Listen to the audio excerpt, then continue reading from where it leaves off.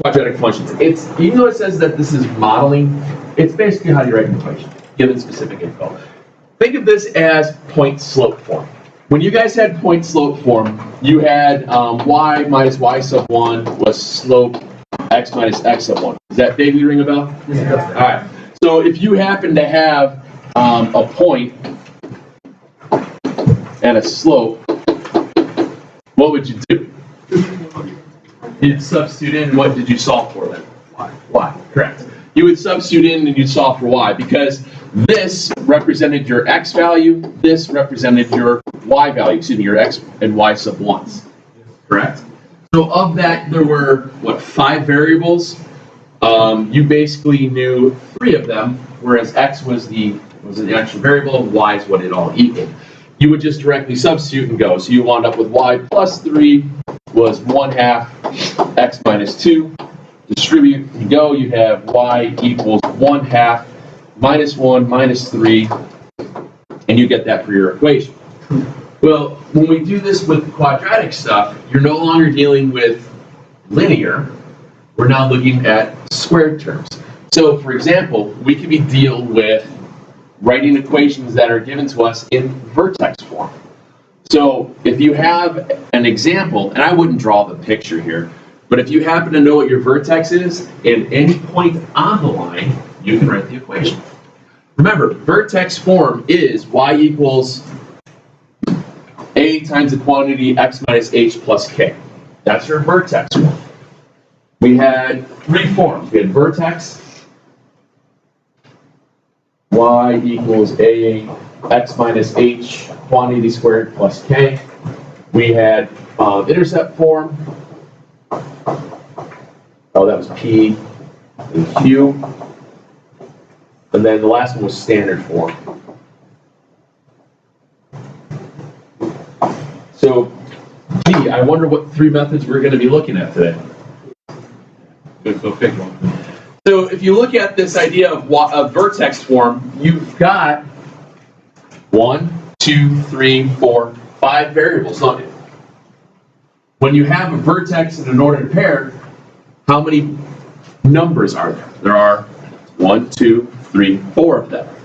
So you know 4 out of the 5 in the equation. Which one are you going to be solving for, do you think? Look at your values. What do you know? A. You're going to solve for A. Okay? You're going to be solving for A. This is basically, if you know which the forms look like, it's direct substitution, solve for A, and then rewrite the equation. Now, here, we have our vertexes at 2, 3, so our h and k is 2, negative 3. Our ordered pair, our x and y value, is given to us at 4 and 1. All I have to do then is substitute into the generic formula.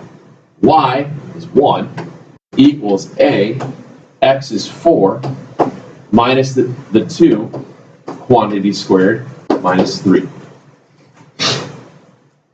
I am solving this now for a. So, what is 4 minus 2? What's 2 squared? 4. So now I got 1 equals 4a minus 3. What do you do to solve for a? Add 3 and then divide by 4. What do you get? My a value is 1. So in order now to write out the equation in vertex form, I know my a value is 1, so my answer would be y equals 1, x minus 2, quantity squared, minus 3. Do I need to put the a value of 1 there? No. I'm just showing that that's what we're solving for. It's quite literally substitute and rewrite. Okay? If you think about it, when you're dealing with either vertex form or when we go to intercept form, you're going to know you're going to know everything but your a values. Because when you have vertex form, you have to know your zeros. And then you'll have another point. Find a, rewrite. Wow. When we get to standard form, it gets a little muddy. But that's why I asked you guys to make sure you brought your calculator so I can show you a little trick. Okay. Let's try one more of these real fast. So let's say our vertex is at 2, negative 1, and our point is at 4, 3. This is where writing out vertex form is a smart idea. We know vertex form is y equals a x minus h 1 squared plus k. Which one of those sets is your h and k? Which one of those sets is your x and y? H and k is the vertex. Good. Y, x, and y are a point. So we start out by substituting in. Point 3 is a 4 minus 2 quantity squared minus 1. Well, this seems rather simple. What's 4 minus 2? 2. What's 2 squared? 4. Right. It's not all these answers are the same. It's just dumb luck. What's a? A is 1, yeah. All right. And then it's just a matter of rewriting. So if you know that your a value is 1, your final answer would have just been y equals x minus 2 quantity squared minus 1. What could you do to check to see if you didn't done goof on that equation? You substitute in the point, see if it works, or y equals.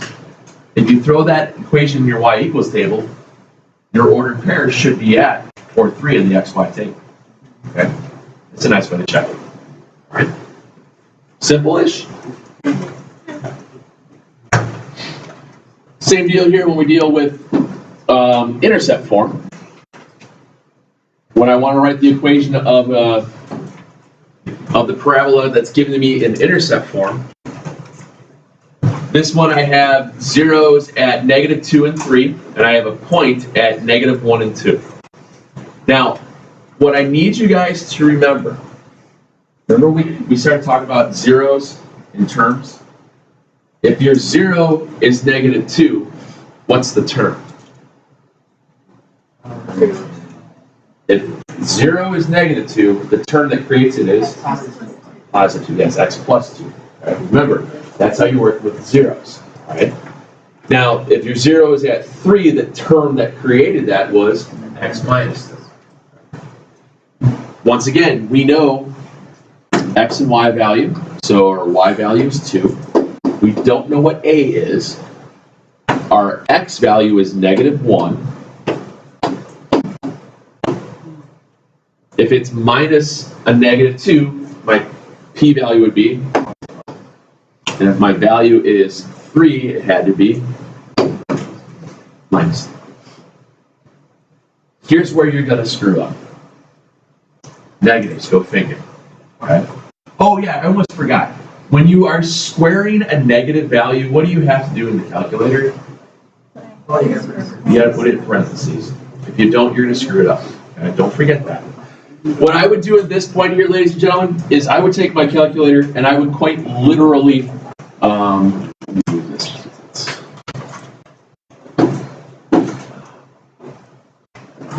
Giant screen here.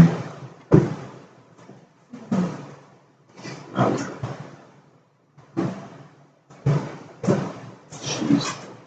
Okay.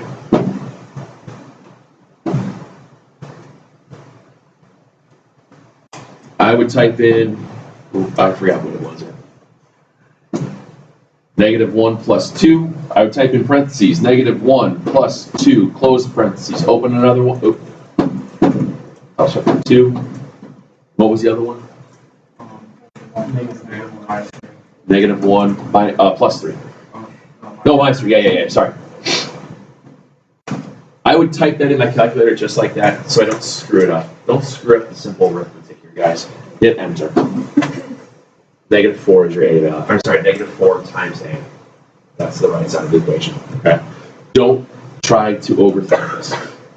So over here you get 2 is -4a.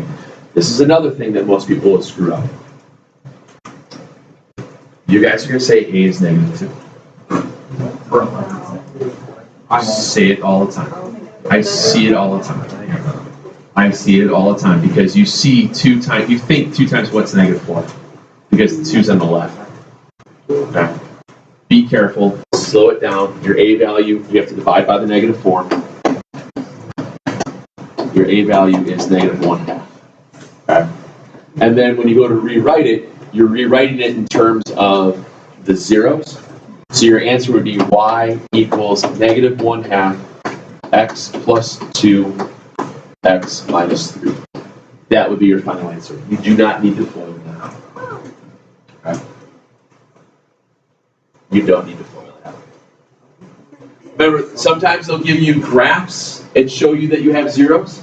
Remember, zeros are, they can be labeled as your zeros are such and such. You can say you have x-intercepts so somewhere, means the same value, means the same thing. Okay.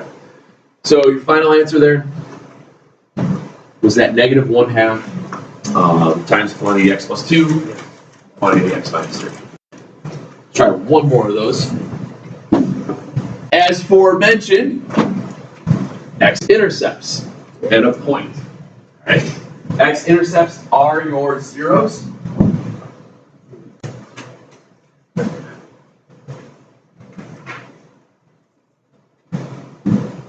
So if x-intercepts are in fact your zeros, we start by writing out the equation. Y equals a x minus p x minus q. Well, if your intercepts are at plus and minus 2, that means you'll have a plus or minus 2 in your parentheses. Your y value is 8. We're solving for a. Your x value is -4 minus 2, -4 plus 2. Once again, I'm always going to type this into my calculator with the parentheses and the negative symbols. That way I don't screw it up.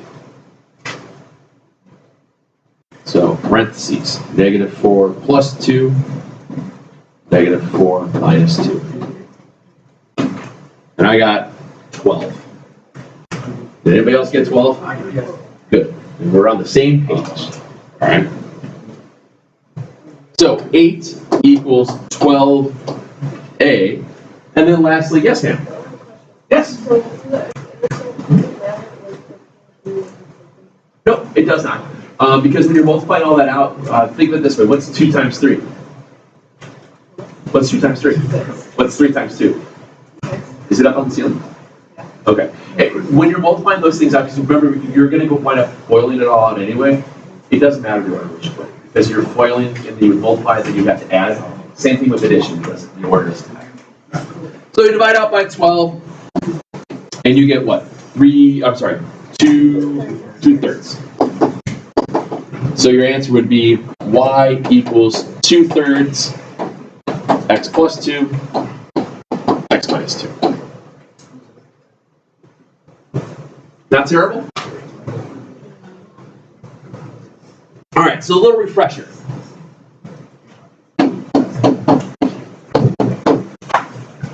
Oh, dear. What do you do? Subtract 2. Why are you saying subtract? Because it's positive, easy, pull it out. What operation is this? It's addition. So subtraction and addition are what's of one another? We don't, not only opposites, we also can call them inverses. Okay. All right. What about this? What do you do? Square root. Because square root and squaring are what's of each other? Inverses. Okay.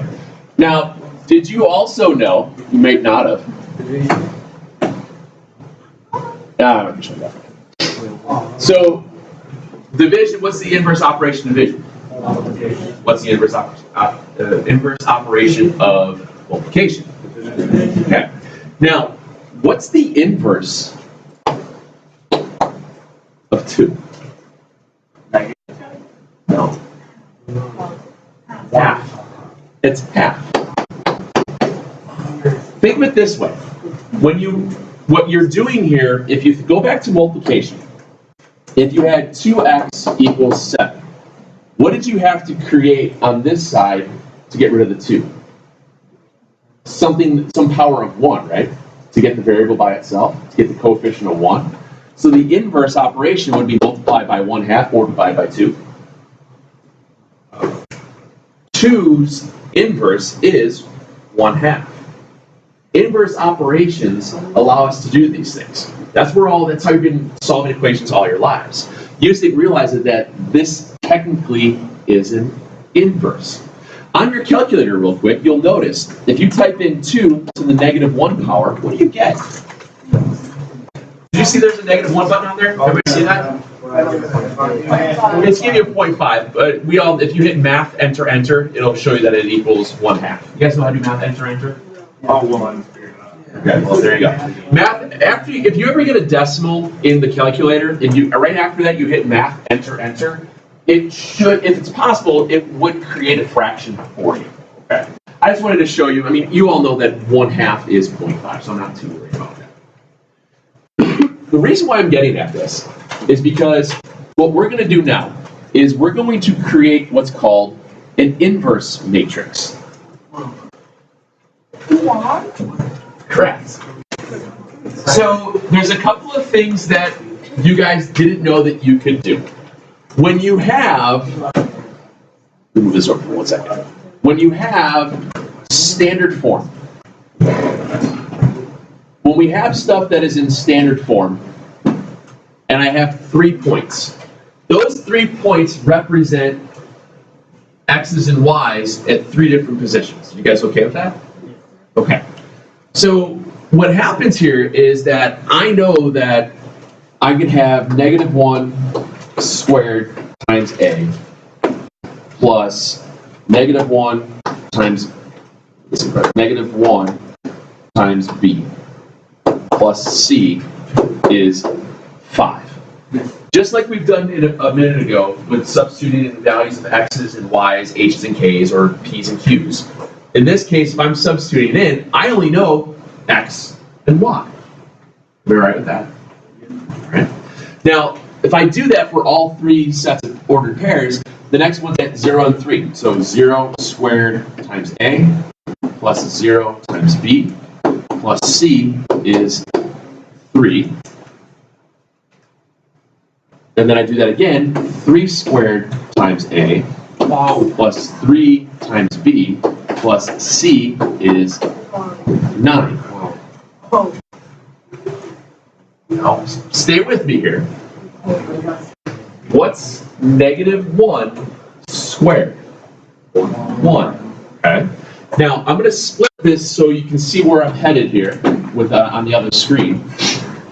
-1 squared is 1. 1a minus 1b plus, I'm going to put a 1 in front of the c because that doesn't change anything, does it? Plus 1c is 5. What's 0 squared? 0. 0 times a plus 0 times b plus 1c is 3. Wait a minute. 9a, waiting for what?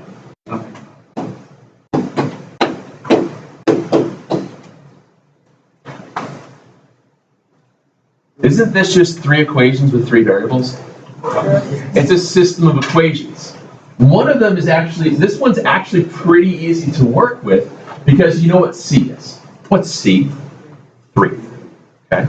But what if I told you there's an easier way to try and solve a 3 by 3 system? Okay?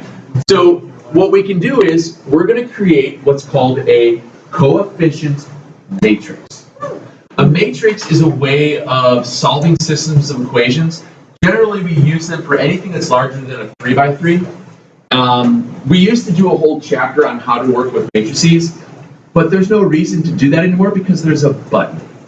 If I show you guys how to use the button in this setup, it will always work, okay? Which is nice. For example, if I'm looking at this one here, I'm gonna move this to this side because we're not worrying about this one right now. If I look at this here, do you guys agree that there are 3 variables and 3 equations? Yeah. I'm going to create what's called a 3 by 3 matrix. And I'm going to put the coefficients in there. 1, -1, 1, 0, 0, 1, 9, 3, 1. Okay with that? Yes. All right. Now, what we're doing here is I'm going to be able to manipulate that equation, or that matrix, by using what's called an inverse matrix. Inverse matrices are a long, drawn-out algebraic process of solving row swap, stuff like that. But yet, we all know that there's a -1 button in our calculator. There's also a button to enter matrices. It's the one that says matrix. It's pretty convenient how it says that. So what I'm going to do is this. I'm going to take my coefficient to the inverse, and then I'm going to multiply it by what's called a column matrix of my solutions. 5, 3, 9. Okay? This takes a little bit getting used to. In the calculator, I'm going to hit alpha window matrix. I move it over a little bit. And you'll see how you have rows and columns. Which way do you row a boat? Forward. Or? Backward. So are you going horizontal or vertical when you're rowing a boat? You're rowing horizontally, aren't you? Because if you rowed vertically, you'd be dead because you went over a cliff. Okay? So you row boats left and right, your rows go left and right. Your columns hold up buildings. Those are vertical. That's how you remember that. See where I'm going with that? Yeah. So this is, what we're going to do is we're going to create a 3 rows by 3 column matrix. And hit OK. And it looks like that.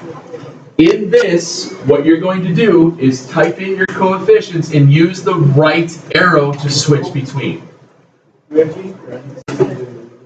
No. And then I was just about to say, when you're doing negatives, so it was what? 1. Make sure you hit the negative button, not the minus button. If you hit the negative button, it'll get screwed up. Okay? So it's 1, -1, 1. 0, guys, come on. 0, 0, was it 3 then? Oh yeah, I'm sorry. And then the next row was 9, 3, 1. Yeah. So 9, 3, 1. And then you hit the right arrow to get out of it. When your cursor is there, all you have to do is hit the inverse button, which is above the x squared. Okay? Now you're going to create a column matrix. So it needs 1 column with 3 rows. So you hit your alpha, I think it's alpha zoom. Yeah, alpha zoom gets you your matrix. And now, right now it's set up for 3 rows, but you only want 1 column. And what's nice is that if you screw that up, it'll show you a picture of what it looks like. So all of a sudden it's going 3 across, and you go, oh, I did it the wrong way. So you just back out and just go vertical. That's what's nice about the calculator. It visually shows you that you screwed up. That's a nice way of putting it. There we go. And hit OK. And our answers were what? I forgot. 5, 3, 9. Thank you. So 5, 3, and 9. Now, the moment of truth. Hit enter. Nice. What are those? Great question. Those values are your A, B, C. A, B, and C. Wow. Those values become A, B, and C. What's that? You got it. This is a very nice, cheap way of solving a system. I mean, if you want to solve a system of equations at 3 by 3, go for it. Why not use the technology that I'll let you use? Okay? So the calculator will allow you to do this. The only thing that you guys will tend to screw up is when you're substituting in your points for the x squareds, you'll forget the parentheses when you're squaring the negative.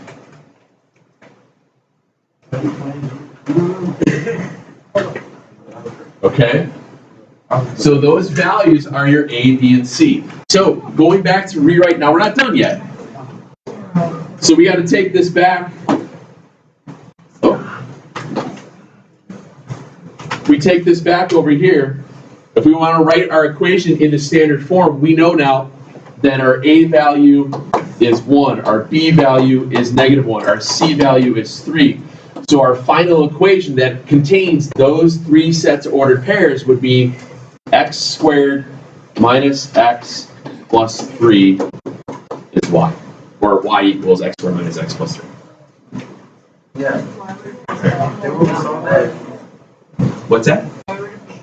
Because these are your A, B's, and C's. Those are the coefficients in front. So like we were solving for A earlier, now we're solving for A, B, and C. All right? That's odd. It's weird. It's a little weird, but it works. Okay? All right? Let's try another one.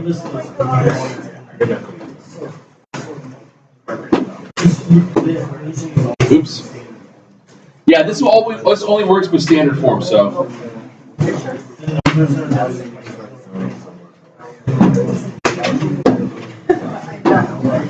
Same idea. Same idea here. We want to create your matrix. Now, remember, as you go through this, you might be able to kind of just do this right off the bat.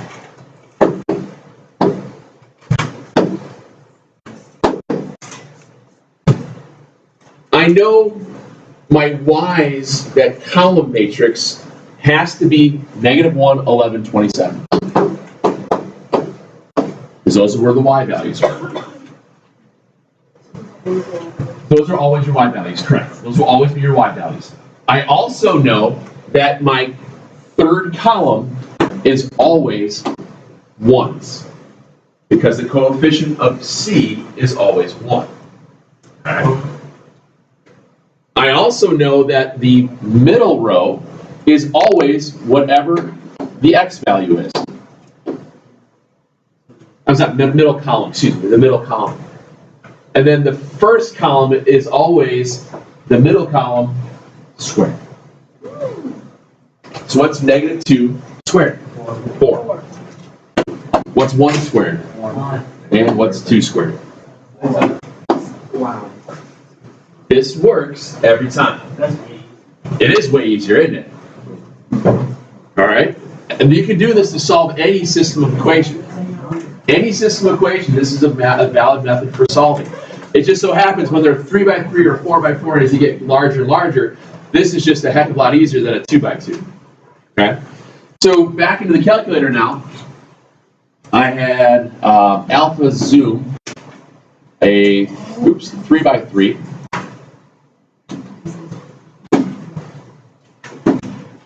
Oh, yes.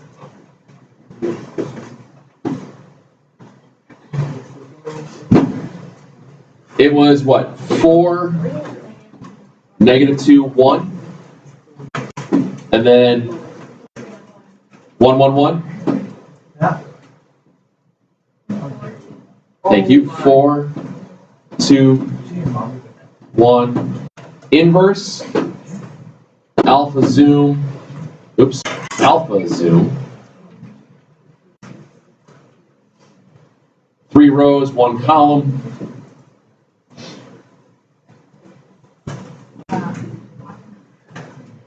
And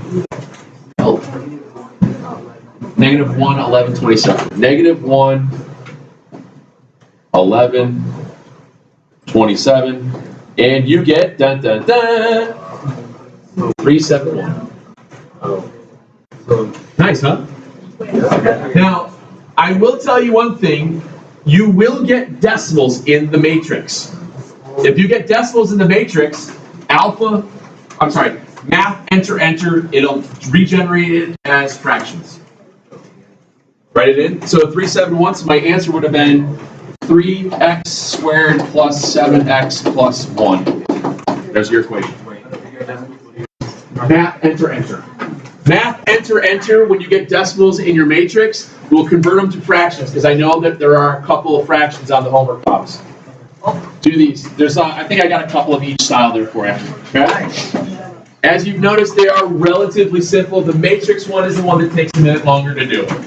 But as you get going in the calculator, it should work itself out pretty quickly. All right. I'll have it all posted up for you here online. I think the PDF file's already there. Yes, sir. Help yourself, bud. Yes, ma'am. Yes, sir. When I get to this, remember those that 3, 7, and 1. That 3, 7, and 1 is your A, B, and C. So you get 3x squared plus 7x plus 1. And then we've been just saying because I put a y on the other side because it's just a quicker way to go through it. Yeah, but, oh sure, you can do it. Why would it be in? Yes, sir.